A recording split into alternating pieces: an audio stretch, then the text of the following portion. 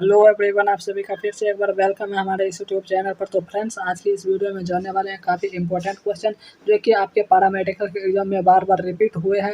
उसी प्रकार के क्वेश्चन को इस वीडियो में देखने वाले हैं एवं जिस टाइप के प्रश्न पूछे जाते हैं एग्जाम में। तो चलिए इस वीडियो को ध्यानपूर्वक आप लोग लास्ट तक देखते हैं। तो चलिए इसमें पहले प्रश्न से स्टार्ट करते हैं। तो देखिए इसमें पहला प्रश्न क्या है। तो पहला प्रश्न है, कहता नीति आयोग एक है। जी हाँ फ्रेंड्स, नीति आयोग क्या है, काफ़ी इंपॉर्टेंट प्रश्न है। इसको आप VVI कर लीजिए, प्रश्न पूछा जा चुका है आपके एग्जाम में।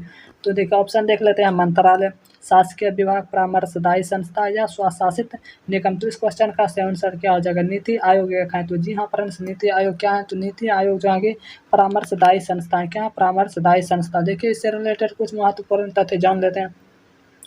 प्रश्न ये भी बन सकता है कि नीति आयोग की स्थापना कब की गई थी। तो नीति आयोग की स्थापना की गई थी 2015 ईस्वी में। ठीक है फ्रेंड्स, 2015 ईस्वी में इसकी स्थापना कर दी गई थी। इससे पहले नीति आयोग का नाम जो था योजना आयोग था। क्या था, तो नीति आयोग का नाम इससे पहले योजना आयोग था। योजना आयोग की स्थापना कब की गई थी, तो ये भी प्रश्न बन सकता है। तो 1950 ईस्वी में योजना आयोग की स्थापना की गई थी। इसी का नाम बदल करके, योजना आयोग का ही नाम बदल करके 2015 ईस्वी में क्या कर दिया गया, तो नीति आयोग कर दिया है। तो आप लोग याद रखिएगा, नीति आयोग एक क्या है, परामर्शदायी संस्था है। नीति आयोग की स्थापना कब की गई, तो 2015 ईस्वी में नीति आयोग की स्थापना की गई।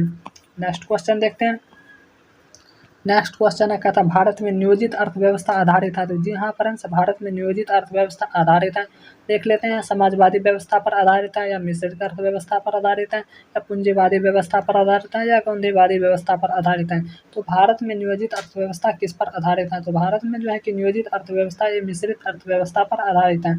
तो इस क्वेश्चन का ऑप्शन नंबर बी करेक्ट हो जाएगा। क्या हो जाएगा, मिश्रित अर्थव्यवस्था पर आधारित है। नेक्स्ट क्वेश्चन देख लेते हैं। नेक्स्ट क्वेश्चन है, कहता है भारत में आय का सबसे बड़ा स्रोत है। जी हाँ फ्रेंड्स, आय का सबसे बड़ा स्रोत क्या है, प्रत्यक्ष कर है, बिक्री कर है, रेलवेज कर है या चुंगी कर है। तो क्या है जो कि भारत में आय का सबसे बड़ा स्रोत है। तो देखिए इस क्वेश्चन का सही आंसर आपका हो जाएगा चुंगी कर। भारत में जो है कि आय का सबसे बड़ा स्रोत क्या है, चुंगी कर भारत में आय का सबसे बड़ा स्रोत है। इस प्रकार नेक्स्ट क्वेश्चन देख लेते हैं। देखिए इसमें भी आप लोग VVI कर लीजिएगा, ये भी प्रश्न पूछा जा चुका है इससे रिलेटेड। तटरेखा से रिलेटेड एक आपसे आपके एग्जाम में बिहार पैरामेडिकल में इसे प्रश्न पूछा जा चुका है। तो आप लोग इसको VVI कर लीजिएगा। देखिए भारत की तटरेखा है, तो जी हाँ फ्रेंड्स 6200 किलोमीटर लंबी है, 6100 किलोमीटर लंबी है, 5985 किलोमीटर लंबी है या 6175 किलोमीटर लंबी है। तो इसका सही आंसर क्या है, भारत की तटरेखा की लंबाई जो है यह 6100 किलोमीटर, कितने, 6100 किलोमीटर। देख लिया, आपसे प्रश्न ये भी बन सकते हैं, भारत की कौन सी राज्य सबसे अधिक तटरेखा से जुड़ी हुए हैं, यानी समुद्र तट से जुड़े हुए हैं, भारत के कौन से राज्य। तो गुजरात सबसे अधिक, गुजरात नंबर 1 स्थान पर आता है जो तटरेखा से अधिक सटा हुआ है। दूसरे नंबर पर अगर आपसे पूछा जाए तो आंध्र प्रदेश आता है। कौन सा, आंध्र प्रदेश। तो आप लोग अच्छे से याद रखिएगा। नेक्स्ट क्वेश्चन देखते हैं। देखिए नेक्स्ट क्वेश्चन है, कहता नकदी फसल में सम्मिलित नहीं है। जी हाँ फ्रेंड्स, नकदी फसल में कौन सी फसल सम्मिलित नहीं है, गन्ना, कपास, जूट या फिर गेहूं। तो इस क्वेश्चन का सही आंसर क्या है, तो देखिए फ्रेंड्स गेहूं जो है कि नकदी फसल में सम्मिलित नहीं है। क्या होगा, ऑप्शन नंबर डी इस क्वेश्चन का सही आंसर हो जाएगा, गेहूं। अगर आपसे प्रश्न ये पूछ लिया जाए कि गेहूं जो है भारत के विश्व में गेहूं के उत्पादन में अग्रणी देश कौन है, तो अग्रणी देश जो है कि अमेरिका है। गेहूं के उत्पादन में अग्रणी देश कौन सा है विश्व में, तो नंबर फर्स्ट स्थान पे कौन सा देश आता है, तो गेहूं के उत्पादन में तो अमेरिका आता है। अगर आपसे पूछ लिया जाए कपास के उत्पादन में अग्रणी देश कौन सा है, तो अपना देश भारत है जो कि कपास के उत्पादन में सबसे अग्रणी है। तो नेक्स्ट क्वेश्चन देख लेते हैं। देखिए नेक्स्ट क्वेश्चन है, कहता भारत सर्वश्रेष्ठ उत्पादक एवं उपभोक्ता है। तो जी हाँ फ्रेंड्स, किसका है, तो चावल का है, चाय का है या तिलहन का है या दाल का है। तो भारत सर्वश्रेष्ठ उत्पादक एवं उपभोक्ता जो है कि ये किसका है, तो चाय का सर्वश्रेष्ठ उत्पादक एवं उपभोक्ता है। तो ऑप्शन नंबर बी इस क्वेश्चन का सही आंसर हो जाएगा। क्या हो जाएगा, option number B. Next question देख लेते हैं। नेक्स्ट क्वेश्चन है, भारत की उन्नति संतोषजनक रही है। जी हाँ फ्रेंड्स, भारत की उन्नति संतोषजनक रही है। कुल राष्ट्रीय उत्पादन में बढ़ोतरी के संबंध में, बेरोजगारी में कमी के संबंध में, प्रति व्यक्ति आय के संबंध में, असमानता में कमी के संबंध में। तो इस क्वेश्चन का सही आंसर क्या हो जाएगा, भारत में उन्नति संतोषजनक रही है। तो इस क्वेश्चन का जो है कि सही आंसर हो जाएगा आपका ऑप्शन नंबर है, कुल राष्ट्रीय उत्पादन में बढ़ोतरी के संबंध में भारत की उन्नति संतोषजनक रही है। नेक्स्ट क्वेश्चन देख लेते हैं। नेक्स्ट क्वेश्चन है, कहता विभाजन के कारण भारत का कौन सा उद्योग सबसे बुरी तरह प्रभावित हुआ। जी हाँ फ्रेंड्स, जब भारत का विभाजन हुआ था तो उस समय जो है कि कौन से उद्योग सबसे बुरी तरह प्रभावित हुआ था। ऑप्शन नंबर देख लेते हैं, रुई तथा शक्कर का उद्योग, इंजीनियरिंग तथा सीमेंट उद्योग, जूट तथा रुई उद्योग, कागज तथा लोहा का उद्योग। तो कौन सा उद्योग इसका सही आंसर हो जाएगा? तो काफी बुरी तरह से प्रभावित हुआ था, तो वो जूट तथा रुई का उद्योग हुआ था। ऑप्शन नंबर सी इस क्वेश्चन का सही आंसर क्या हो जाएगा? क्या जो ऑप्शन नंबर सी इस क्वेश्चन का करेक्ट आंसर हो जाएगा। नेक्स्ट क्वेश्चन देख लेते हैं। तो देखिए नेक्स्ट क्वेश्चन है, कहता है अपने किस कार्यकारिणी कमेटी में कांग्रेस ने भूस्वामित्व को समाप्त करने की नीति अपनाई? तो जी हाँ फ्रेंड्स, कौन से कार्यकारिणी कमेटी के अंतर्गत? तो देखिए इसका सही आंसर क्या हो जाता है? कार्यकारिणी कमेटी 1937 या 1942 या 1945 या 1946। तो इस क्वेश्चन का सही आंसर क्या हो जाएगा? तो देखिए इस क्वेश्चन का सही आंसर हो जाएगा कार्यकारिणी कमेटी 1937। क्या हो जाएगा? 1937 ऑप्शन नंबर इस क्वेश्चन का सही आंसर हो जाएगा। नेक्स्ट क्वेश्चन देख लेते हैं। तो नेक्स्ट क्वेश्चन है, देखिए यहाँ पर नेक्स्ट क्वेश्चन कहा जा रहा है छोटा नागपुर जनजाति विद्रोह कब हुआ था? तो जी हाँ फ्रेंड्स, छोटा नागपुर जनजाति विद्रोह कब हुआ था? 1807 से 1808 के बीच में हुआ था, या 1820 ईस्वी में हुआ था, या 1858 से 1859 के बीच में, या 1889 ईस्वी में हुआ था? तो छोटा नागपुर जनजाति विद्रोह कब हुआ था? तो छोटा नागपुर जनजाति विद्रोह हुआ था, तो इसका सही आंसर क्या आ जाएगा? तो ऑप्शन नंबर बी 1820 ईस्वी में हुआ था। कब हुआ था ऑप्शन देख लेते हैं। तो देखिए इसमें नेक्स्ट प्रश्न है, कहता गांधी जी का चंपारण सत्याग्रह किससे जुड़ा था? तो जी हाँ फ्रेंड्स, गांधी जी का चंपारण सत्याग्रह किससे जुड़ा हुआ था? इजारदारी से, तिनकठिया से, या जैनमी से, या कोई भी नहीं? तो गांधी जी का चंपारण सत्याग्रह किससे जुड़ा हुआ था? इस क्वेश्चन का सही आंसर हो जाएगा ऑप्शन नंबर बी आपका सही हो जाएगा। गांधी जी का चंपारण सत्याग्रह तिनकठिया से जुड़ा हुआ था। तो ऑप्शन नंबर बी को लॉक कर दिया जाए। तो नेक्स्ट क्वेश्चन देखते हैं। देखिए नेक्स्ट क्वेश्चन है, उलगुलान विद्रोह किससे जुड़ा था? तो जी हाँ फ्रेंड्स, उलगुलान विद्रोह संथाल से, कच्छा नागा से, कोल से, या बिरसा मुंडा से? तो उलगुलान विद्रोह किससे जुड़ा हुआ था? तो इस क्वेश्चन का सही आंसर क्या हो जाएगा? तो इस क्वेश्चन का सही आंसर क्या हो जाएगा? उलगुलान विद्रोह किससे जुड़ा हुआ था? तो ये जो है कि जुड़ा हुआ था आपका जो है कि उलगुलान विद्रोह इस क्वेश्चन का बिरसा मुंडा से। किससे जुड़ा हुआ था? तो बिरसा मुंडा से। इस क्वेश्चन का ऑप्शन नंबर डी करेक्ट हो जाएगा। क्या हो जाएगा? ऑप्शन नंबर डी इस क्वेश्चन का सही आंसर हो जाएगा। नेक्स्ट क्वेश्चन है, कहता मुंगेर का बरहियाटाल विद्रोह का उद्देश्य क्या था? तो इसका क्या उद्देश्य था? ऑप्शन देख लेते हैं। बकास्त की भूमि की वापसी की मांग, मुस्लिम किसानों का शोषण बंद हो, या जमींदारी प्रथा की समाप्ति, या वर्ग युद्ध की शुरुआत करना? तो इस क्वेश्चन का सही आंसर क्या हो जाएगा? मुंगेर का बरहियाटाल विद्रोह का उद्देश्य क्या था? तो इनका जो है कि विद्रोह का उद्देश्य था कि बकास्त भूमि की वापसी की मांग। क्या थे? तो बकास्त भूमि की वापसी की मांग। तो ऑप्शन नंबर ए इस क्वेश्चन का सही आंसर हो जाएगा। क्या जो option number A. Next question देख लेते हैं। नेक्स्ट क्वेश्चन है, कहता दामोदर नदी निकलती है। जी हाँ फ्रेंड्स, दामोदर नदी कहाँ से निकलती है? तिब्बत से निकलती है, छोटा नागपुर से, नैनीताल के पास से, या सोमेश्वर पहाड़ी के पश्चिमी ढाल से? तो ये कहाँ से निकलती है? तो इस क्वेश्चन का सही आंसर क्या कहते हैं? दामोदर नदी जो है कि निकलती है, कहाँ से निकलती है? तो ये छोटा नागपुर से निकलती है। तो इस क्वेश्चन का ऑप्शन नंबर भी सही आंसर हो जाएगा। किससे निकलती हैं? तो छोटा नागपुर से निकलती हैं।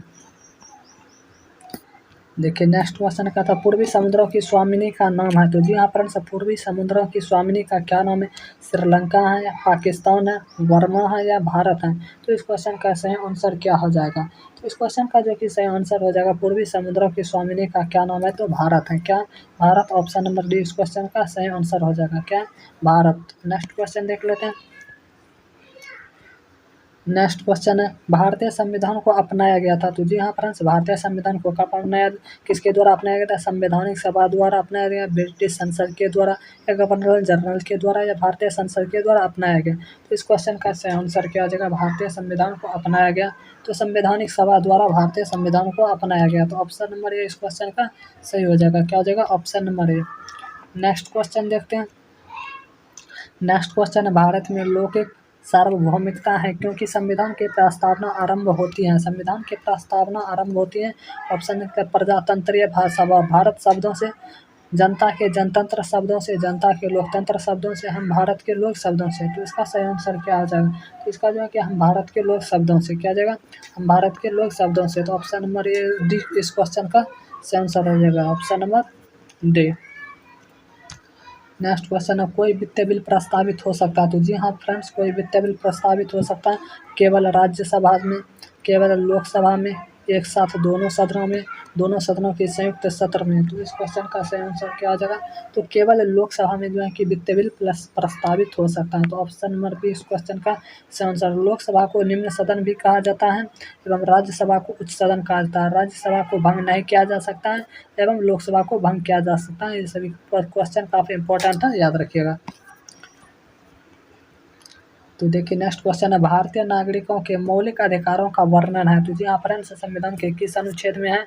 तो संविधान के अनुच्छेद 12 से 35 तक में, संविधान के अनुच्छेद 13 से 36 तक में, संविधान के अनुच्छेद 15 से 39 तक में, संविधान के अनुच्छेद 16 से 40 तक में। तो भारतीय नागरिकों के मौलिक अधिकारों का वर्णन है तो किसमें के अंतर्गत है? तो इसका जो है कि वर्णन है संविधान के अनुच्छेद 12 से 35 तक में। तो इस क्वेश्चन का आंसर क्या हो जाएगा? ऑप्शन नंबर ए इस क्वेश्चन का करेक्ट आंसर हो जाएगा। नेक्स्ट क्वेश्चन देखते हैं।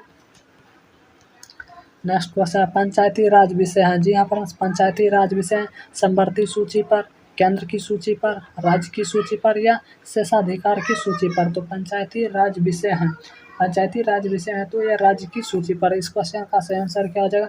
राज्य की सूची पर। तो ऑप्शन नंबर सी इस क्वेश्चन का सही आंसर हो जाएगा। पंचायती राज विषय है राज्य की सूची पर। नेक्स्ट क्वेश्चन है, इन देशों में कौन सा देश संयुक्त राष्ट्र संघ की सुरक्षा परिषद का अस्थायी सदस्य नहीं है?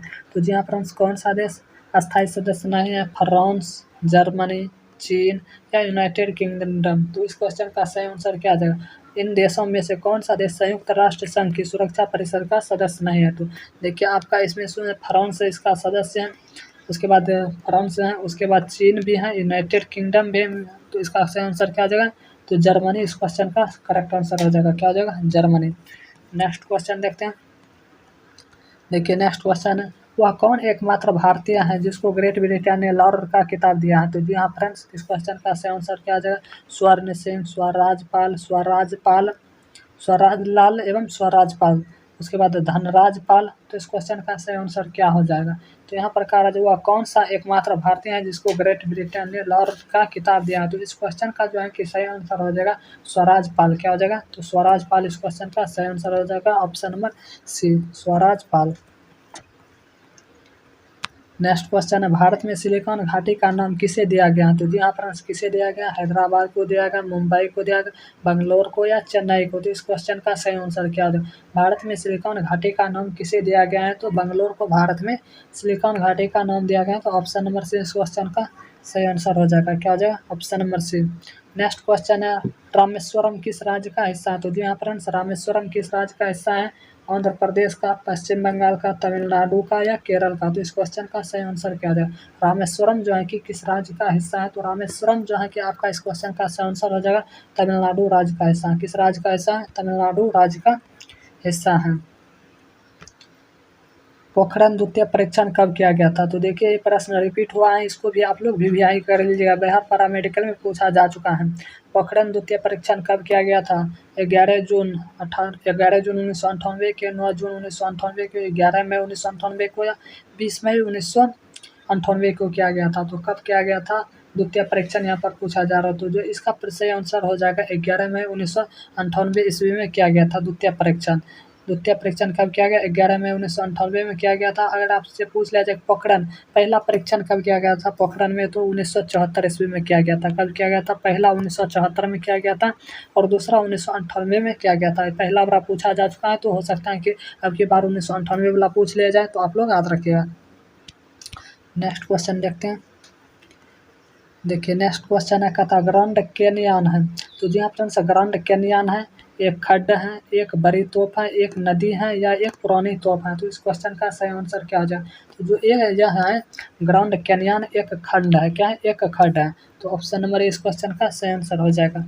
नेक्स्ट क्वेश्चन देख लेते हैं। देखिए नेक्स्ट क्वेश्चन है, किसी स्थान का मानक समय निर्धारित करने का आधार होता है? तो जी हाँ फ्रेंड्स, किसी स्थान का मानक समय निर्धारित करने का आधार होता है तो देशांतर रेखा होता है या अक्षांश रेखा होता है, अंतर्राष्ट्रीय तिथि रेखा होता है या प्रधान मध्याह्न रेखा होता है? तो इस क्वेश्चन का सही आंसर क्या हो जाएगा?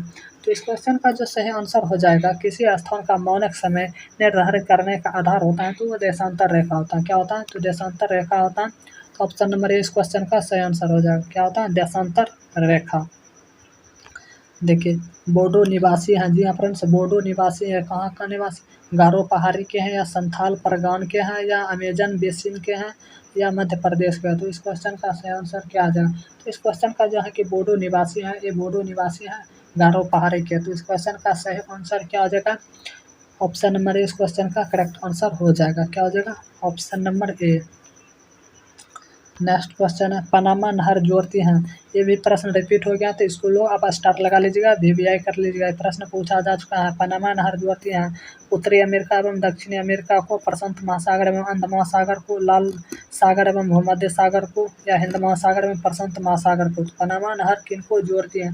तो पनामा नहर किनको जोड़ती है? तो ये जो जोड़ती है प्रशांत महासागर एवं आंध्र महासागर को जोड़ती हैं। किसको? तो प्रशांत महासागर एवं आंध्र महासागर को। तो इस क्वेश्चन का ऑप्शन नंबर 20 सही हो जाएगा। क्वेश्चन पूछा जा चुका है बिहार पैरामेडिकल में, इसको वीवीआई कर लीजिएगा। ठीक है, उसके बाद नेक्स्ट क्वेश्चन देखते हैं। तो देखिए नेक्स्ट क्वेश्चन है, पंचायती राज को डैश के अंतर्गत स्वशासन की इकाई के रूप में संगठित किया गया है? किसके अंतर्गत संगठित किया गया है? भारतीय संविधान के मूल अधिकारों के, भारतीय संविधान की प्रस्तावना हो जाएगा आंसर, या राज्य के नीति निर्देशक तत्व, या भारतीय संविधान के 74वां संशोधन के। तो इस क्वेश्चन का सही आंसर क्या हो जाएगा, आप लोग कमेंट में ज़रूर बताइएगा। तो इस क्वेश्चन का सही आंसर क्या हो जाएगा, एवं आप लोग का इसमें से कितना स्कोर सही हुआ आप लोग वो भी बताइएगा कमेंट में, कि आप लोग 30 क्वेश्चन में से कितना क्वेश्चन को सही किया है। तो फिर नेक्स्ट वीडियो लाएंगे बहुत जल्द। तो अगर चैनल पर नए हैं तो चैनल को सब्सक्राइब कर बेल आइकन को हिट कीजिए। तो आज की इस वीडियो में इतना ही रहने, तब तक के लिए जय हिंद।